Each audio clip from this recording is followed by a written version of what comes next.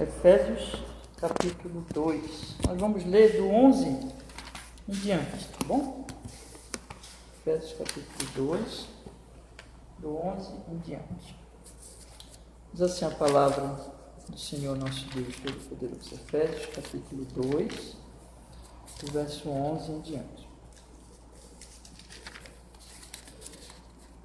Portanto, lembrai-vos de que vós no outro tempo erais gentios na carne, chamados incircuncisão pelos que na carne se chamam circuncisão, feita pela mão dos homens, que naquele tempo estavam sem Cristo, separados da comunidade de Israel, estranhos às alianças da promessa, não tendo esperança e sem Deus no mundo.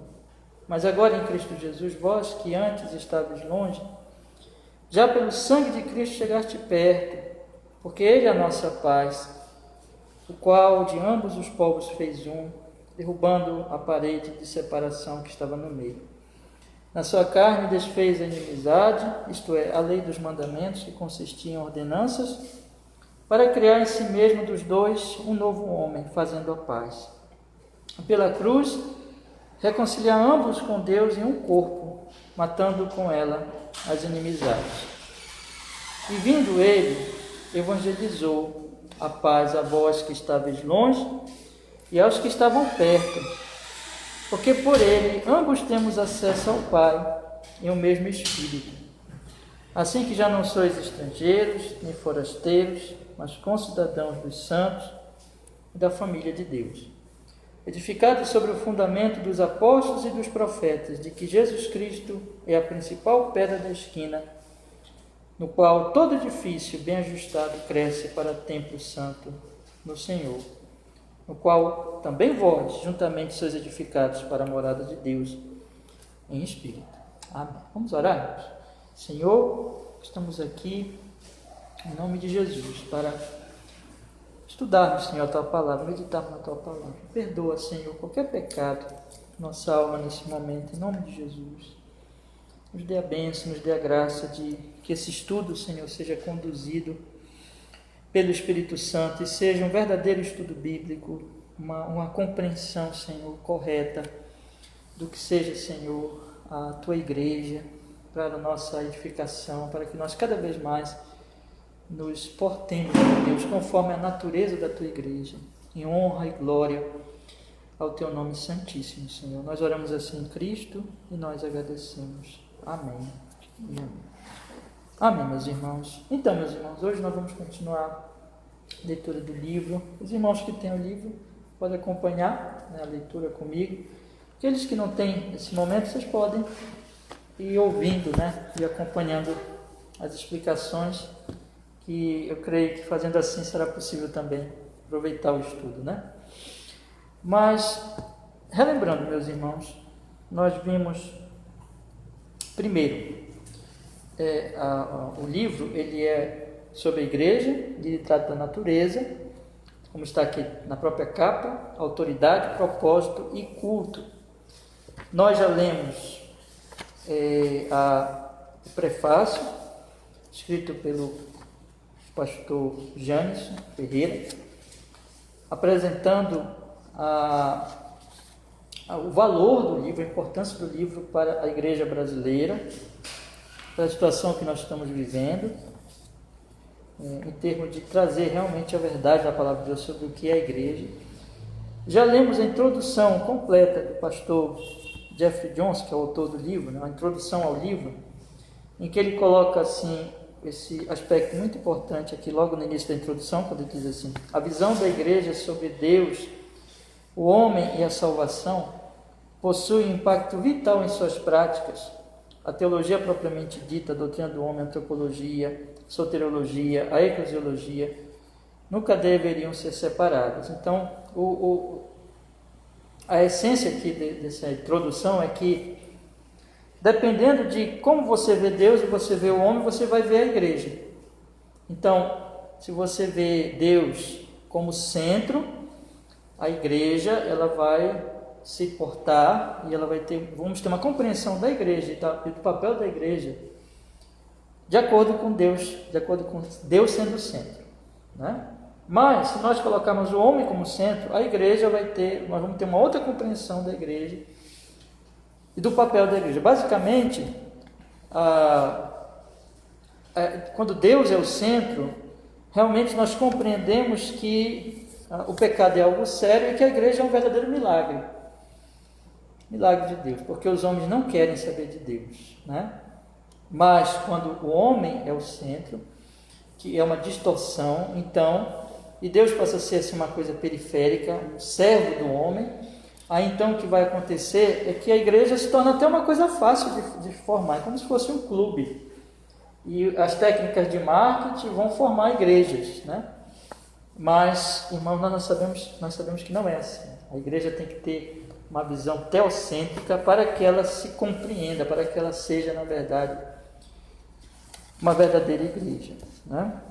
O pastor Jeffrey Johnson, então, nesse capítulo introdutório, ele apresentou a crença fácil e a salvação pelo senhorio. Na crença fácil, basta dizer que tem fé, mas não se precisa manifestar arrependimento. É como se comprasse um bilhete para o céu, porta para o céu. Mas o pecado não é tratado seriamente. Mas na salvação pelo senhorio, que é conforme as Escrituras, a pessoa tem que crer e se arrepender. E a salvação, de fato, não é pelas obras, mas quem não se arrepende não pode ser salvo. Então, a fé e o arrependimento, conforme aqui o pastor explica muito bem, são coisas que andam juntas e não podem ser separadas. Então, se eu creio, eu me arrependo, necessariamente. Se eu olho para Jesus como meu Salvador, a pergunta é: Salvador do quê? Salvador do pecado. Logo, eu me arrependo do pecado também. E eu quero uma vida nova, eu quero viver para Deus. Então, fé e arrependimento, que é a conversão genuína, elas andam juntas, elas não podem ser separadas. Então, essa é a salvação pelo senhorio, que é conforme, então, as Escrituras. Então, meus irmãos, hoje, nós vamos entrar no livro mesmo, né? Vamos dizer assim, no estudo do livro, porque aqui ainda é a introdução.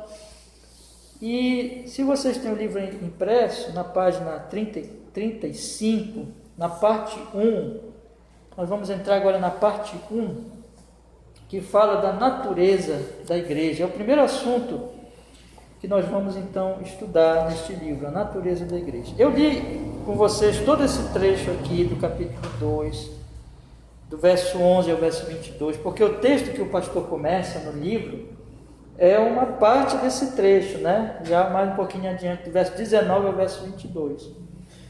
Eu vou ler então a parte do livro que ele coloca aqui, está exatamente nessa parte aqui, nessa parte 1, né?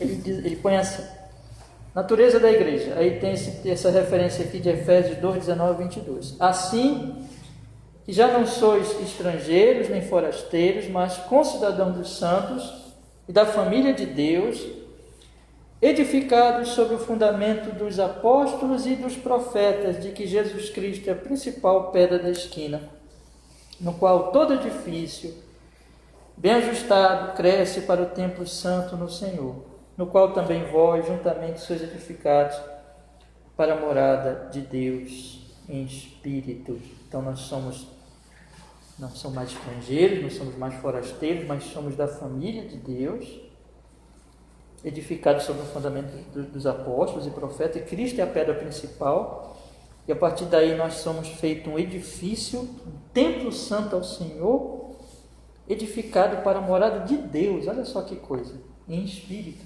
Então isso é a igreja. A igreja é um povo unido em Cristo, que se torna um edifício, um templo, para a morada de Deus em espírito, né? Coisa maravilhosa. É por isso que lá no Antigo Testamento o templo era um símbolo da presença de Deus, e apontava exatamente para essa realidade espiritual da igreja, um corpo, né? A igreja ela é formada por, digamos assim, é como um prédio formado por vários tijolinhos, né? E os tijolos somos nós. E para que Deus viva em nós, para que Deus seja honrado em nossas vidas. O capítulo 1 dessa parte 1, virando aí a página, seguindo adiante, nós vamos hoje estudar as marcas da igreja. As marcas da igreja. O que caracteriza uma verdadeira igreja, meus irmãos? A igreja do Senhor Jesus Cristo. O pastor ele vai colocar aqui algumas coisas muito importantes, irmãos, que vão definir exatamente as marcas da igreja. Vamos ler então. O que é a igreja? Ele diz: os cristãos são ordenados a se unir a uma igreja local. Quais são os privilégios e responsabilidades dos membros da igreja? Qual é a autoridade da igreja? O que é a disciplina da igreja? E como a igreja deve ser governada? Qual o propósito da igreja? Quais são as atividades da igreja? Como a igreja deve se expressar no culto? As respostas a estas perguntas importantes não devem ser deixadas à opinião de alguém, ou de suas ideias pragmáticas ou relativistas. Antes, elas devem ser respondidas a partir do fundamento seguro da palavra escrita de Deus.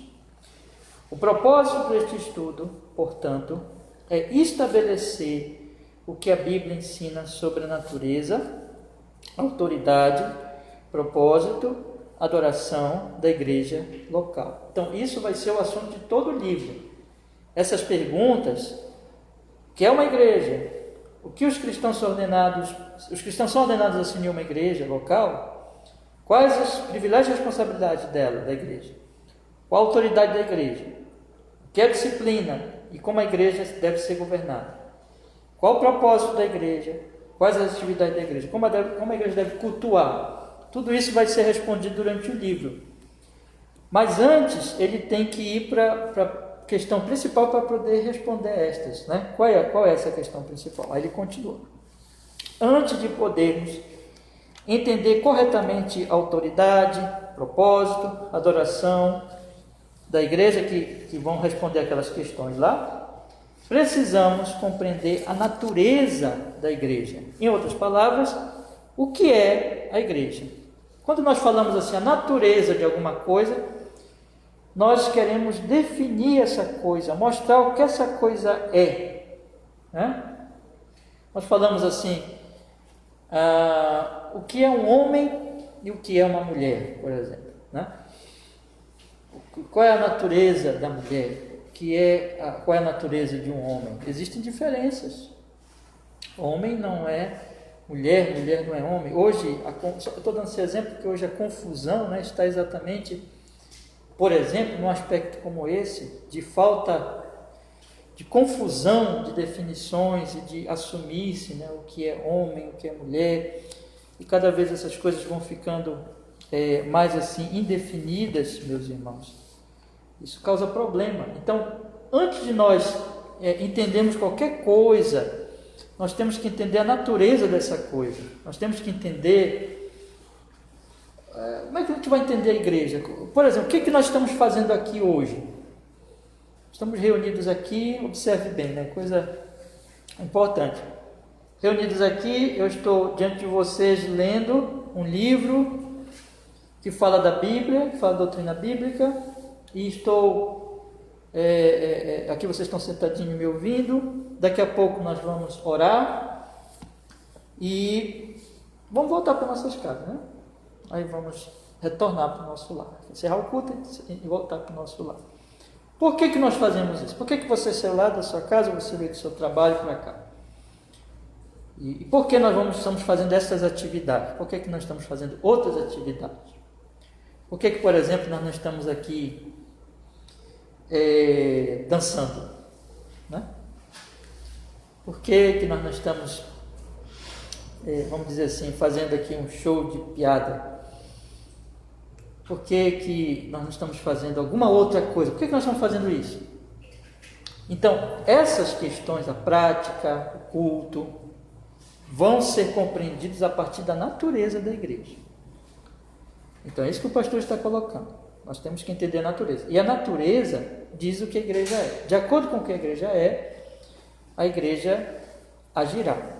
E a igreja entenderá qual é o seu papel neste mundo. Em outras palavras, então, ele diz, voltando para o livro, O que é a igreja? Aí ele continua dizendo assim: há uma grande confusão sobre como responder a essa pergunta. Muitas vezes pensamos em centro de adoração como igrejas. No entanto, nenhuma vez a Bíblia fala da igreja como edifício físico. Capelas, catedrais, basílicas e santuários podem facilitar as atividades e adoração da igreja, mas eles não são a igreja. Ao contrário, como procuraremos explicar neste primeiro capítulo, 3 marcas essenciais definem a igreja: unidade, pureza e verdade. Essas são as marcas que definem o que é uma igreja. Então ele coloca aqui a situação, e isso é muito importante nós enfatizarmos, irmãos, que a igreja não é o edifício, a igreja não é o templo, a igreja não é o prédio, né? A igreja não é, como ele coloca aqui, a capela, a catedral, a basílica, o santuário. Essas coisas, elas são úteis no sentido de que é um prédio onde a igreja se reúne para o culto, mas não é a igreja de maneira nenhuma. Eu acho muito importante enfatizar isso, porque na medida que a igreja ela vai entendendo o que é a igreja, ela vai assim dando menos valor ao edifício, mas na medida que ela vai esquecendo o que é a igreja, ela vai começando a dar demasiadamente valor ao edifício, né? Então, aquela coisa, por exemplo, nós temos aí hoje em dia, foi há pouco tempo, alguns anos, né, foi construído o Templo de Salomão. Aquela visão de um local, de um templo, de algum local santo, sagrado, né? As catedrais, quando elas são vistas assim, como locais sagrados. Esses entendimentos, essas compreensões, irmãos, dos edifícios, é quando as pessoas não estão entendendo realmente o que é a igreja. Elas começam a valorizar os prédios, os edifícios. É importante a gente enfatizar isso aqui. Os prédios, eles são importantes, os prédios eles devem ser cuidados, eles devem ter o seu... Não tem problema, não é pecado ter conforto, ser um lugar bom, nada disso. Mas eles não têm nada a ver, é só um local onde a igreja se reúne. Mas pode se reunir debaixo de uma árvore, pode se reunir debaixo de um telhadinho, pode se reunir até ao ar livre e reunir-se à igreja. O importante é a reunião. O importante são as pessoas, na verdade, o propósito delas ali, o que elas são, E as marcas dessa igreja local, que ele coloca aqui, 3 importantes: unidade, pureza e verdade. Vamos então continuar lendo aí. A igreja é a comunhão unificada de Deus. O Senhor Jesus, em Mateus 16:18, foi o primeiro a usar a palavra igreja para descrever o seu povo quando ele disse: edificarei a minha igreja e as portas do inferno não prevalecerão contra ela. A palavra grega traduzida sobre igreja é eclesia, que significa assembleia. Contudo, quando Cristo usou a palavra eclesia para falar sobre o seu povo, ele levou a palavra para significar mais do que apenas uma assembleia de pessoas comuns. Ele levou a palavra para significar a reunião particular de pessoas que ele pessoalmente edificaria.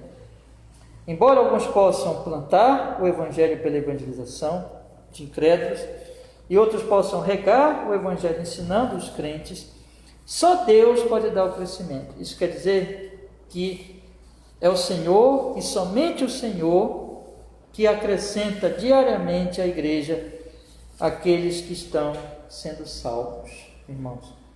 Então, nós temos aqui que a igreja, essa palavrinha, ela vem de um conceito que significa assembleia. Assembleia, meus irmãos, é a palavra que o Senhor Jesus Cristo usa para definir igreja. Mas aí o Jeff Johnson ele coloca aqui: contudo, quando Cristo usou a palavra assembleia ou eclesia do grego para falar sobre o seu povo, ele levou a palavra para significar mais do que apenas uma assembleia de pessoas comuns, ou seja, aquela questão de que seja apenas uma reunião, seja apenas uma assembleia.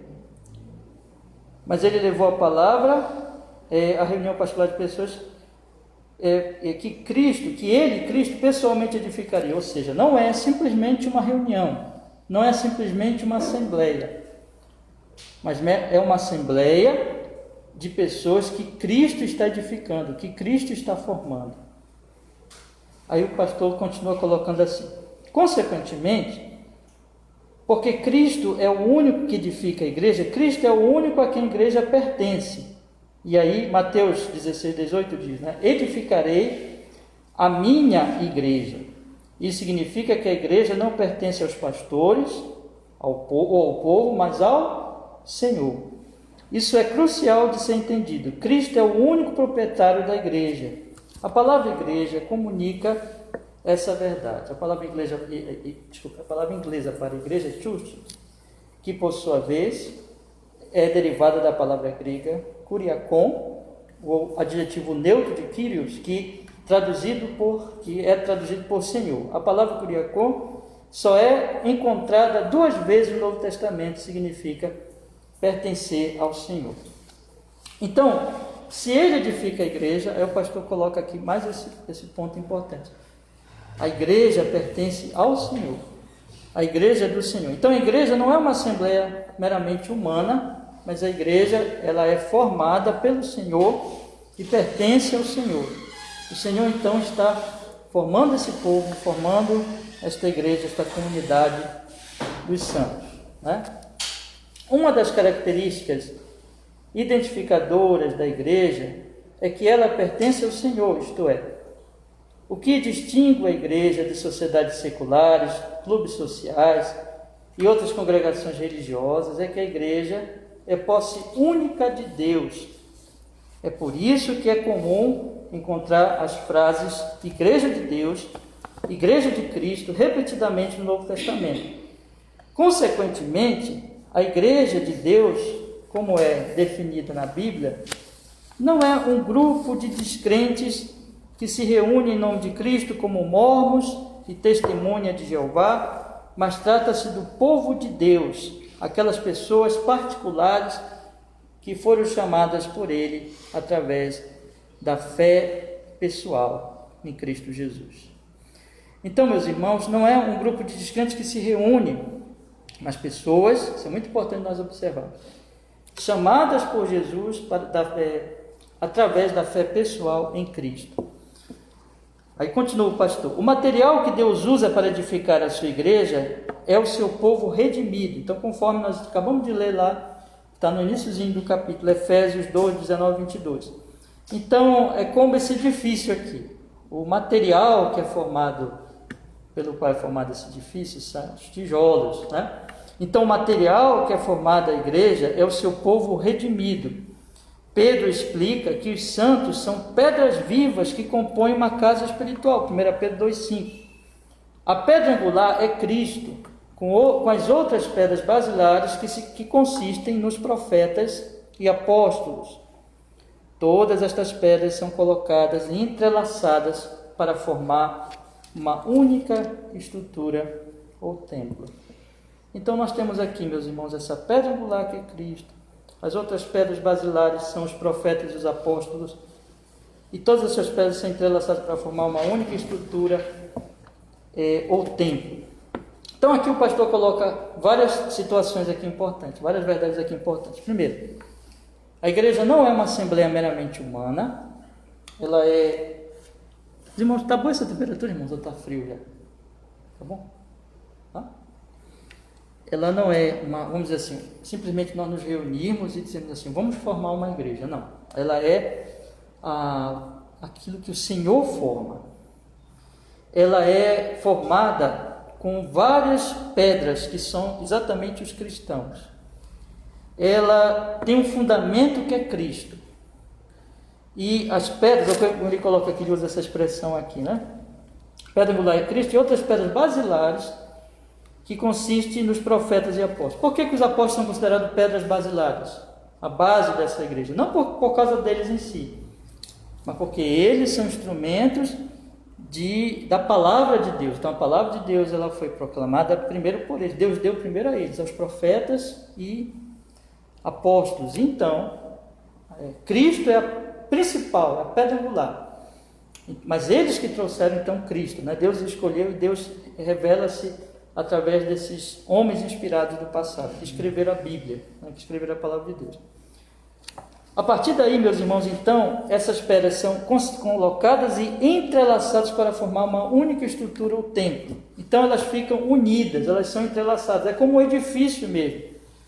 Nós sabemos que um edifício, ele não pode ficar em pé, a não ser que as suas diversas partes estejam entrelaçadas, estejam unidas. Se existir ali desuniões, quebras, rachaduras, o prédio ele está ameaçado, ele vai cair, né? Então nós temos que esse prédio ele é entrelaçado, essas pedras elas estão unidas para formar então este prédio. Continua o pastor aqui então. A igreja ela é comparada não só a um edifício ou a um templo, mas também a um corpo. Assim como a metáfora de um edifício, a metáfora do corpo comunica que a igreja consiste de diferentes membros que estão unidos para formar uma única entidade. Sendo assim, a igreja tem múltiplos membros, 1 Coríntios 12, 14, que estão espiritualmente unidos e interligados em um corpo espiritual sob o único cabeça, Cristo Jesus.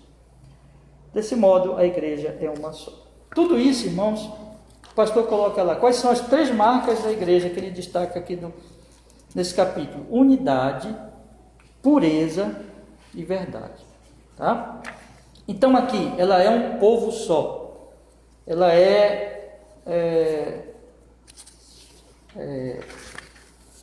unida com um só corpo. Por quê? Por causa de Cristo.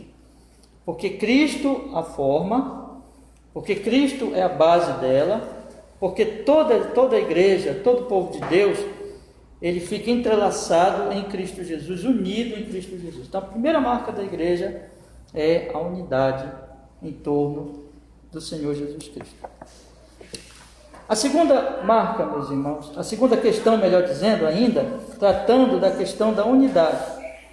Então, o livro aqui ele está colocando a questão da unidade com a marca da igreja. Ele vai avançar agora um pouquinho, colocando a unidade invisível da igreja universal, né? Então, quando nós pensamos assim, mas como é que essa unidade ela se manifesta? O que é, afinal de contas, essa unidade? Como é que ela realmente se concretiza? Né? Como é que ela acontece e ela se manifesta na história, no mundo? Então ele continua falando assim, vamos ler. A unidade invisível da igreja universal.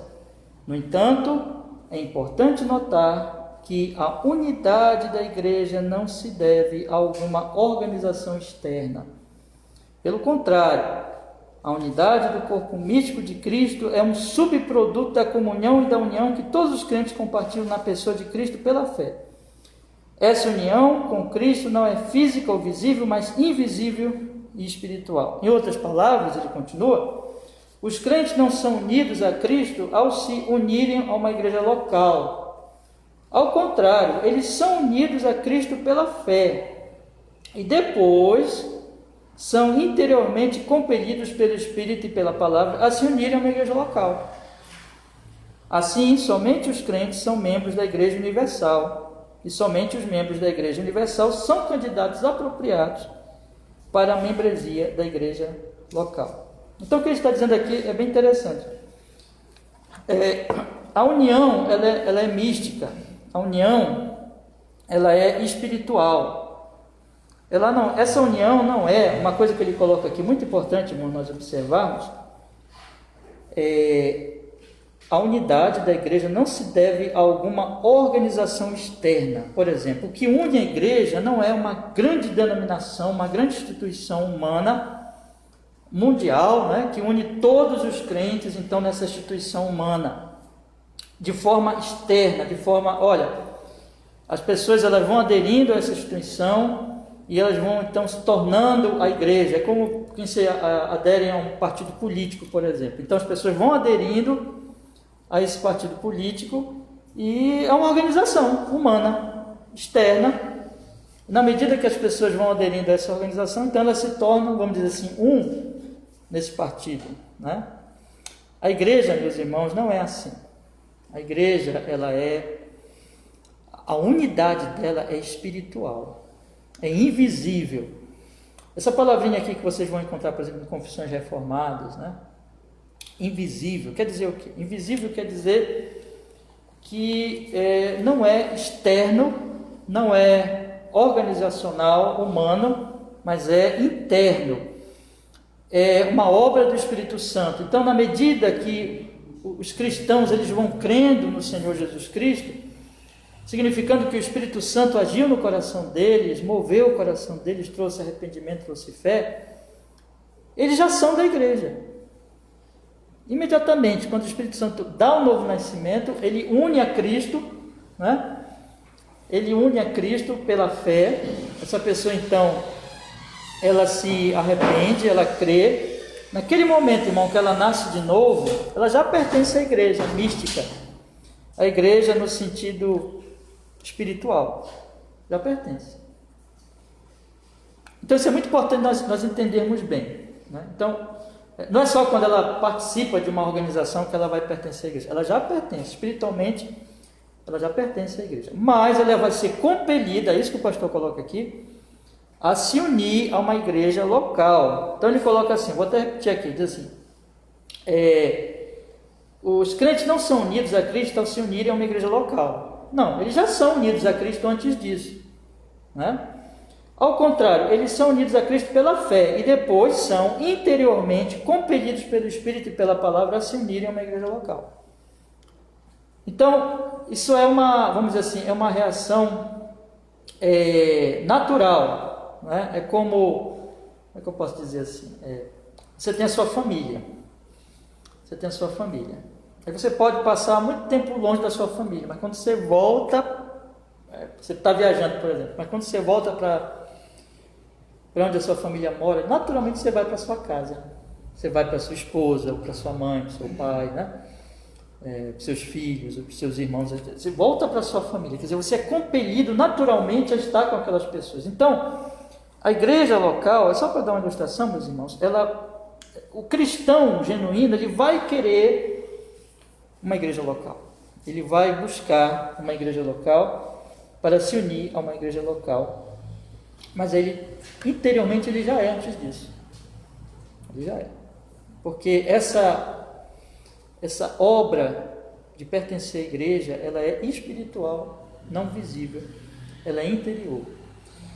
E o pastor coloca um detalhe aqui importante. Assim, somente os crentes são membros da Igreja Universal e somente os membros da Igreja Universal são candidatos apropriados para a membresia da igreja local.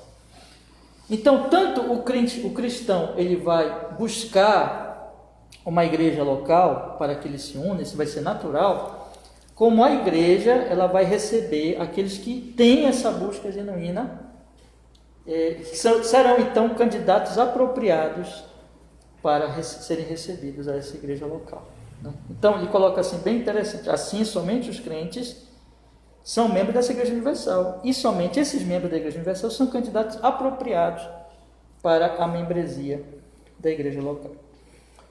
Continua o pastor, somente quando estamos espiritualmente unidos a Cristo pela fé, estamos unidos ao corpo invisível e universal de Cristo. Consequentemente, há somente um corpo invisível e universal de Cristo, Efésios 4:4, que é acessado pela união pessoal e espiritual com Cristo, o cabeça da igreja, por meio da fé, como João Calvino declarou, né? Aí ele cita aqui Calvino, diz assim, a igreja é chamada católica. Eu creio que os irmãos aqui todos sabem, né? Mas é bom dizer. Católica quer dizer o quê? Universal, né? Então ele coloca aqui, a igreja é chamada católica ou universal porque não poderia haver 2 ou 3 igrejas a menos que Cristo fosse dividido, o que não pode acontecer, mas todos os eleitos estão tão unidos em Cristo, e à medida que são dependentes de uma só cabeça, também crescem juntos em um só corpo, sendo unidos e ligados como são os membros de um corpo. Eles se tornam verdadeiramente um, pois vivem juntos em uma só fé, esperança e amor, e no mesmo Espírito de Deus. Então, meus irmãos, é só uma igreja, porque é só um Cristo. Uma situação complicada que nós vivemos no mundo, com tantas denominações, com tantas instituições, não é? É complicado. Mas isso aqui é até outro tema, né? Por que existe isso? Por que acontece isso? Mas mesmo que existam várias igrejas, denominações, e também existam várias igrejas locais, isto é, né? Então tem igreja por toda parte da terra, né? E daqui a pouco, aliás, nós já estamos aqui explicando que os cristãos eles vão querer participar dessas igrejas, de uma igreja local. Mas apesar disso ser verdade, irmãos, só existe uma igreja. Uma igreja.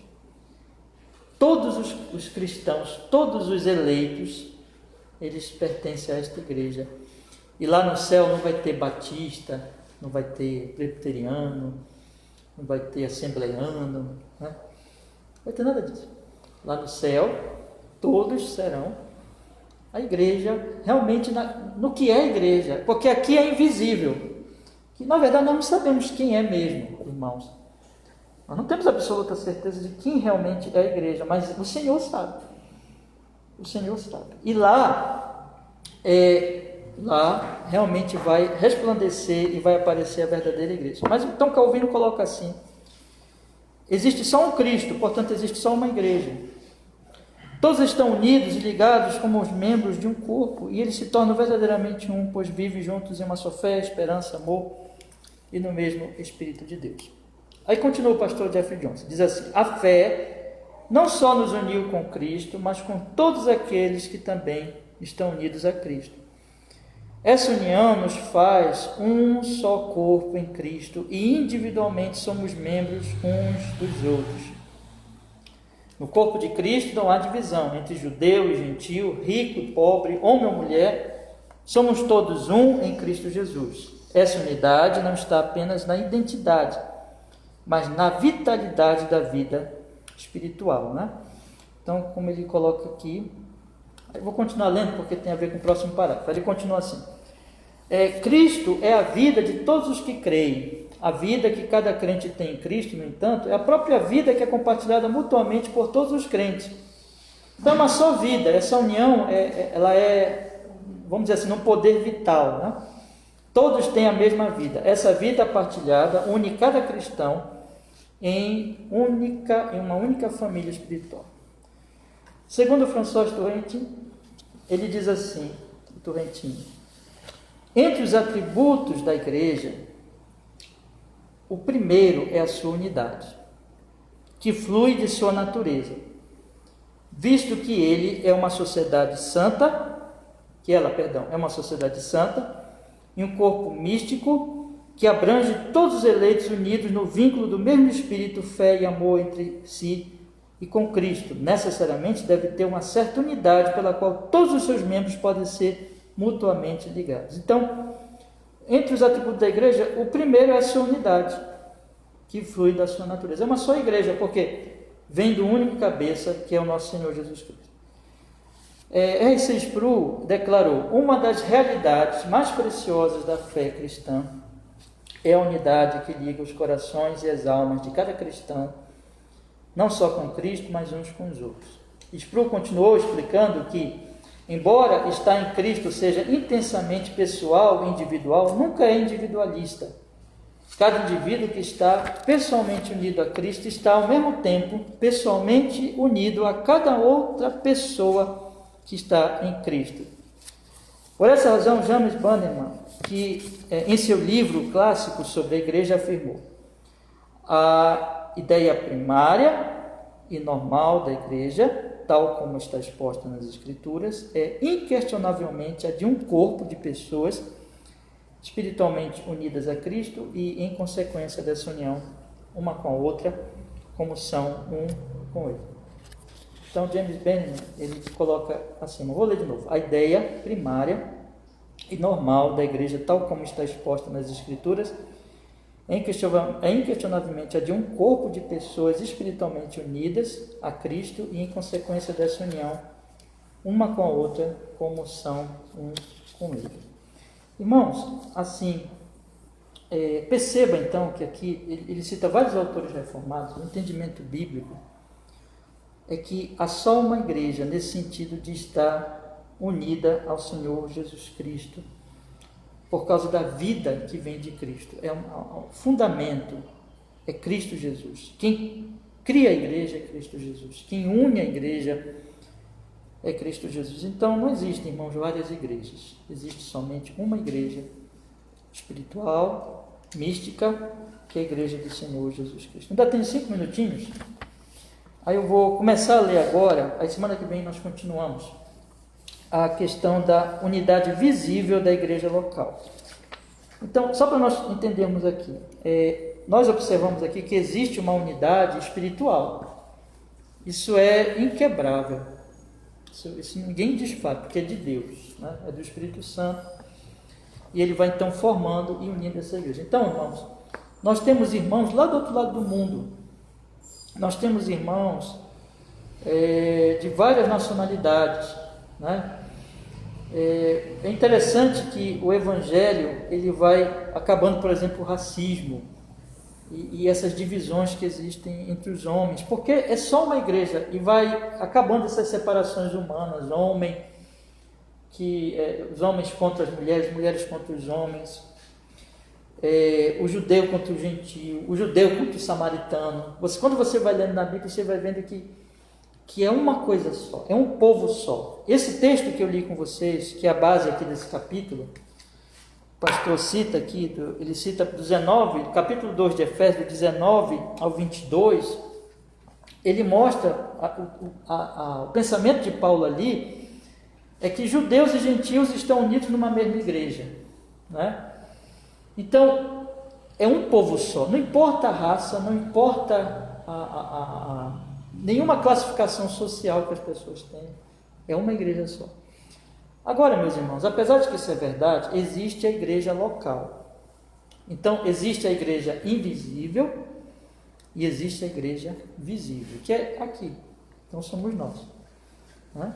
Então, essa igreja local, ela também vai ser formada pelo Senhor, dentro dessa mesma base da igreja invisível. Então, eu vou começar a ler, não tem mais tempo, mas aí semana que vem nós vamos continuar. A unidade visível da igreja local. Diz assim o pastor: porque a igreja é formada pelo povo de Deus, aqueles que foram espiritualmente unidos, os membros individuais, são chamados a se congregarem. Hebreus 10, 25. Essa unidade invisível e espiritual, como veremos no capítulo 3, constrange interiormente o povo unido de Deus a se reunir voluntária e alegremente em assembleias locais. Aqueles que têm relacionamento e comunhão com Cristo Jesus não podem deixar de ter relacionamento e comunhão uns com os outros. É a unidade invisível da alma com Cristo, é a unidade invisível da alma com o Cristo invisível, que compele os crentes que vivem em um corpo físico a se unirem externamente em assembleias visíveis e locais. A igreja local é simplesmente uma expressão externa da unidade interna que os cristãos têm uns com os outros em Cristo Jesus. Então, meus irmãos, nós temos aqui algumas palavras que eu queria destacar, e a semana que vem nós vamos voltar a essas palavras e destacar aqui melhor, explicar melhor. O pastor Jeff Jones coloca assim: constrange, a unidade invisível e espiritual constrange interiormente o povo unido de Deus a se unir voluntariamente e alegremente em assembleias locais. Então, se existe essa unidade invisível, espiritual, isso vai constranger as pessoas a se unirem numa igreja local. Ele coloca outra coisa assim, ele diz assim, no outro parágrafo, é a unidade invisível da alma com Cristo invisível que compele os crentes que vivem um corpo físico a se unirem externamente em uma assembleia visível e local. Então, essa realidade espiritual vai compelir a uma realidade física, vamos dizer assim. Se eu puder usar essa palavra, né? Institucional, local, né? Aí ele coloca assim, ele conclui dizendo assim, a igreja local, conclui esse parágrafo, aí nós vamos parar aqui. Eu queria que os irmãos guardassem isso, aí semana que vem nós vamos continuar. A igreja local é simplesmente uma expressão externa da unidade interna que os cristãos têm uns com os outros em Cristo Jesus. Então, é uma expressão externa da unidade interna. Meus irmãos, nós já somos a igreja desde que cremos em Jesus. Já pertencemos, melhor dizendo, à igreja, né? Desde que já pertencemos à igreja, já somos parte da igreja desde o momento que cremos no Senhor Jesus Cristo. Mas, então, no sentido espiritual, mas isso nos compelirá a nós nos unirmos a uma igreja local, a um corpo de cristãos local. Né? Isso significa que não há como um cristão verdadeiro ele não querer a congregação dos santos, né? Ou ele simplesmente dizer assim, eu não vou pertencer a nenhuma igreja. Não, sempre ele buscará. Mas é muito importante que se diga, mesmo antes disso, às vezes por muitas circunstâncias, às vezes, por exemplo, uma pessoa está presa, por exemplo, né? Ele está numa cadeia, aí crê em Jesus. Outras circunstâncias que podem acontecer, antes que ela possa se unir a uma igreja local, concretamente, ela já pertence à igreja, no sentido, posso dizer assim, irmão, real, no sentido espiritual. Porque pode acontecer, inclusive, semana que vem a gente vai até entrar melhor nessa questão, a Bíblia mostra que nem todos que pertencem a uma igreja local são crentes, né? A Bíblia mostra que pode acontecer de uma pessoa oficialmente pertencer a uma igreja local, mas não pertencer à igreja verdadeira, a igreja invisível. Então, existem essas duas verdades. O crente, ele procurará se unir a uma igreja local. Mas antes disso, ele já pertence à igreja universal, invisível. Agora, pode muitas circunstâncias impedi-lo disso, mas ele já pertence. Mas nem todos que são da igreja local e visível necessariamente pertencem à igreja de verdade, que é a igreja de Cristo, a igreja invisível. Quem é que pertence, no final das contas? No final, meus irmãos, só Deus que sabe. Nós só podemos ver o quê? Os frutos, as evidências. Mas o Senhor conhece os seus. E quanto a nós, eu gostaria de deixar isso como uma aplicação, nós temos que avaliar se há frutos em nós.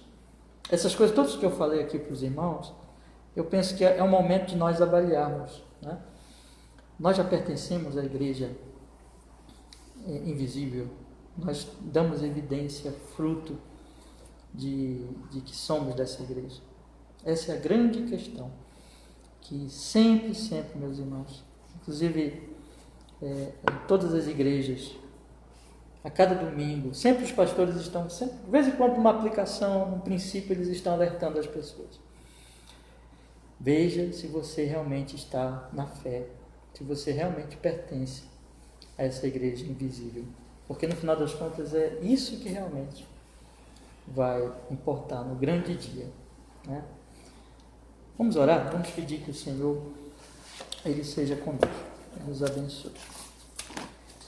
Senhor, muito obrigado, porque nós pudemos, Senhor Jesus, nesta noite, estudar um pouco esse assunto tão maravilhoso, tão rico, tão glorioso. da tua santa palavra, Senhor. Nosso pedido é que o Senhor nos conceda graça para que nós possamos, pelo Espírito Santo, pelo Senhor, pelo seu poder, pela sua misericórdia sobre nós, estar, meu Deus, realmente convictos, com uma convicção verdadeira de que nós pertencemos a este povo santo, esse povo redimido, esse povo que vai morar no céu. E que, Senhor Deus, aqui a nossa pequenina congregação, pequenina igreja, como igreja local, meu Deus, possa cada vez mais expressar essa realidade aqui no dia a dia, na prática. Como assim, meus irmãos, cada igreja, por toda a terra, meu Deus, cada igreja local, possa realmente expressar, meu Deus, esse amor, essa unidade espiritual, essa glória do Santo Evangelho. Em nome de Jesus, nós oramos assim, nós agradecemos, Senhor. Muito obrigado por tudo. Louvado seja o teu nome hoje e sempre em Cristo. Amém.